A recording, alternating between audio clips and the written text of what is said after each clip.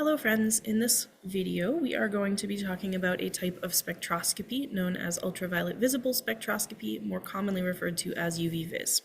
So in spectroscopy in general, the spectrometer, the machine that you're using, is essentially determining whether or not photons of a specific wavelength are absorbed by your sample. So in UV-vis, we are taking some kind of solution and we are shining ultraviolet and visible wavelengths through it and seeing which ones are absorbed and which ones are not.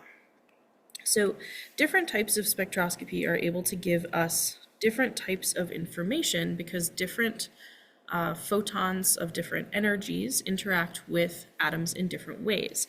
So in the ultraviolet and visible regions of the spectrum, the photons are able to promote a valence electron to a higher energy orbital. So it is exciting an electron from a lower energy state to a higher energy state is what's going on when a photon here is absorbed in this type of spectroscopy.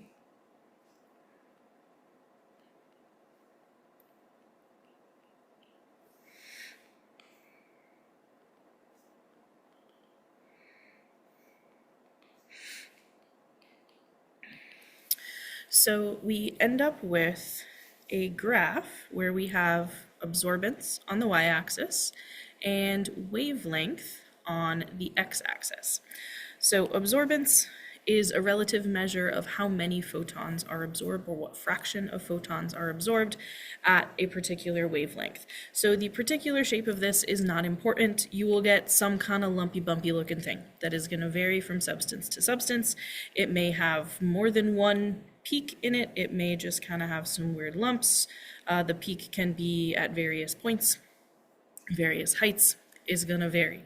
But you will always have absorbance on the y and wavelength on the x.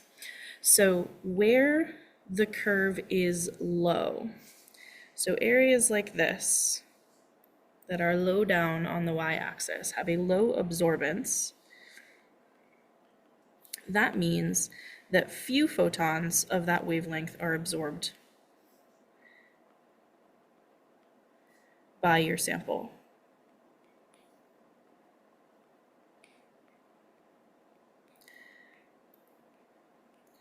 Where we have high absorbance, where we have peaks in this graph,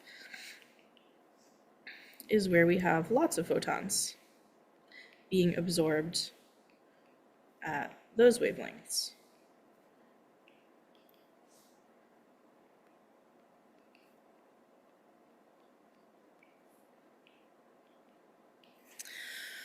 So there's always one particular point that has the highest absorbance, which we refer to as the wavelength of maximum absorbance, or lambda max. So this little symbol is the Greek letter lambda that is used to symbolize wavelength. So lambda max is just the wavelength at which absorbance has its maximum value for that particular substance. And that's something that's just going to vary from substance to substance, but is generally a constant for a given molecule or ion that you may be studying. So what we can use UV-vis for is a couple different things. We can use it to some extent to identify unknown substances, but the way that it is more commonly used is to determine the concentration of a known substance. Very common example of an experiment that you will do a variation of soon is that you have a solution that you know has copper 2+ ions in it, but you don't know the concentration. One way that you can find out that concentration is through UV-vis. And we'll talk more about that mathematical relationship towards the end of this video. But that's one of the more common ways that we can use it, is if we can measure absorbance and we know what the substance is, we can find the concentration of that substance in solution. We can also use it to identify things. The UV-vis, the shape of that weird lumpy graph, is very characteristic for a particular substance. So in a lot of cases, you may be able to match up the particular shape of your graph to a database of known spectra for different substances. A few limitations on UV-vis.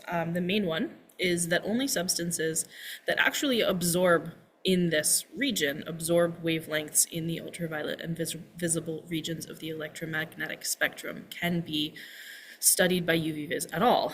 If all of our absorbances are zero here, if no photons are absorbed in this region, which is the case for some substances, that doesn't give us any information other than that it doesn't absorb in this region.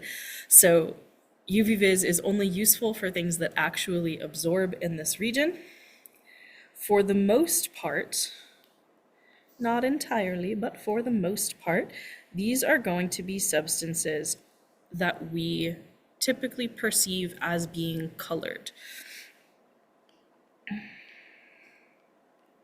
So if something is blue or green or red,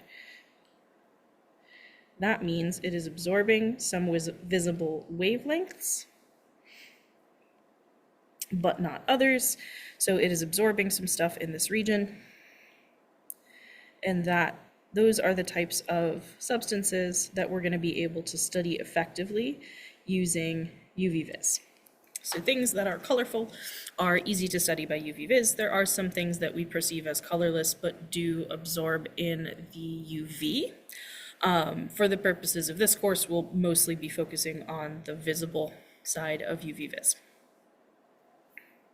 That came out with a weird gap in it. Let's move it over. Colored. There we go.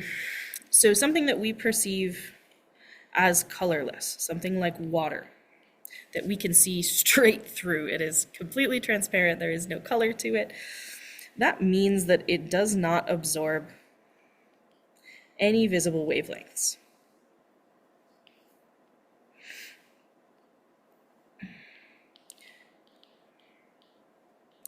When you look through a glass of water, you can see what's on the other side, and it looks pretty much the same. The shape of the image might be warped a little bit due to the curvature of the glass, but the colors all look the same. If you shine a light through a glass of water, it's the same color on the other side. You shine white light in, you get white light out.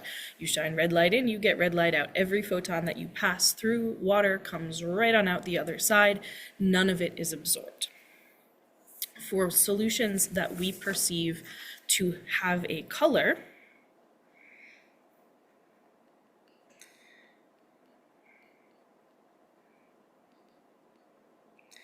those are substances that are absorbing some visible wavelengths, but not all of them.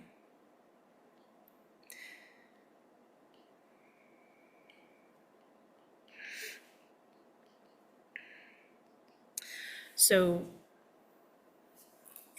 to go back to the copper example, you've probably worked with copper solutions at some point, and copper 2 solutions are blue in color.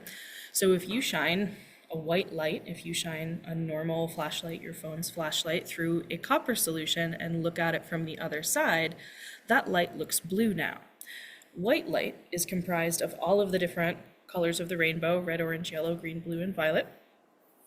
The ones that actually make it all the way through that solution and come out the other side to be detected by your eyes are the ones that are not absorbed.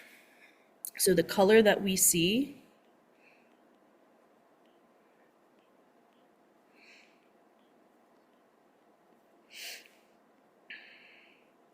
is going to be around the wavelengths that are not absorbed by the sample. So something like copper that we perceive to be blue is absorbing, is taking into its ions most of the red, the orange, the yellow wavelengths, and leaving behind most of the greens, blues, and purples. Our brains can only process something as being one color at a time, so it kind of ends up taking an average of those colors, more or less. And so what we see is the stuff that is less absorbed. So something, a graph that looks something like this, if we say this is 400 nanometers, which is purple, and if this is 700 nanometers, which is red, this might be kind of sort of what copper looks like. It's not quite, but it's close enough, that we're absorbing highly in the reds and pretty highly in like the orange and yellow end of the spectrum, and we have much, much lower absorbance down in the like blue to purple end of things. So these wavelengths are mostly passing straight through that solution, not being absorbed by the sample, which is why they make it to your eyeballs and get detected as by your brain as the color blue, as blue light. So different colored substances are going to have their peaks at a different position in the spectrum, giving them different values for lambda max. So when you're doing a UV-vis experiment, you always have to choose the right wavelength for your sample. So usually you'll want to look at the full spectrum graph and literally just pick out the highest point, and that is the value of lambda max that you want to study further if you are going to do any additional calculations. So I said that one of the most common ways UV-vis gets used is calculating the concentration from the absorbance. So we can relate those two factors using something known as the Beer-Lambert law, which is just mathematical relationship between absorbance and molarity. And they are directly related. So as molarity increases, so does absorbance.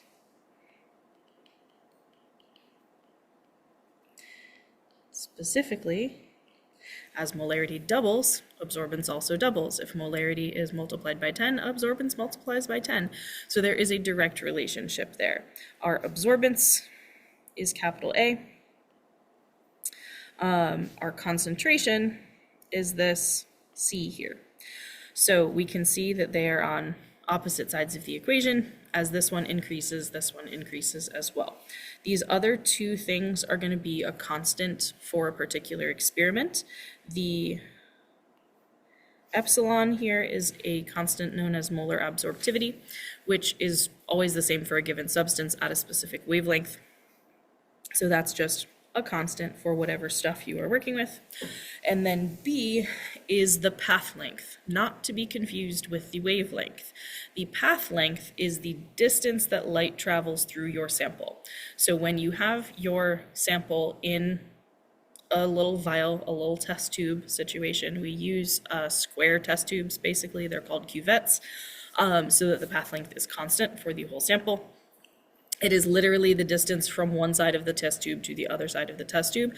That is how far light is passing through your sample. That is the path the light is taking.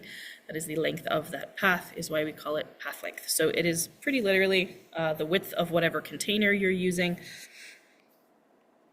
It is most commonly 1 centimeter.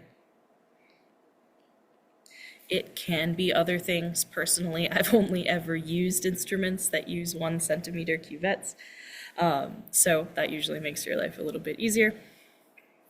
So we always want to be recording the absorbance specifically at that wavelength of maximum absorbance. That just gives us the best sensitivity for our instrument. So we want to identify lambda max, which again is going to vary based on the color, because different colored substances absorb different wavelengths better or worse. And then it's a pretty straightforward calculation. The path length is something described in your experiment, given in your experimental parameters. The molar absorptivity is something that you can either look up or calculate for yourself with some existing data. You measure your absorbance, you can find your concentration pretty easily. And that's about all.